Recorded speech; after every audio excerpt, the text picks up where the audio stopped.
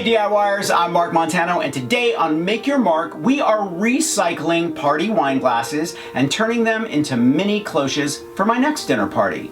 Now before I forget, I want you to thumbs up if you like this video and leave me a comment if you have a question about this project or you just want to say hello. Are you ready?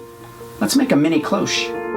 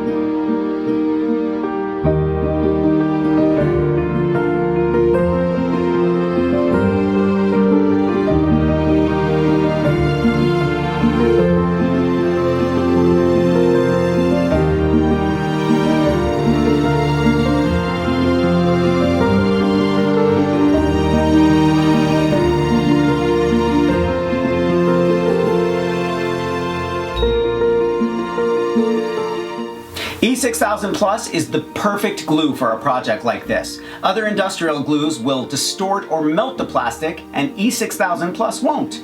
Thumbs up if you like this video, leave me a comment and I will get back to you. Subscribe to my channel if you haven't already.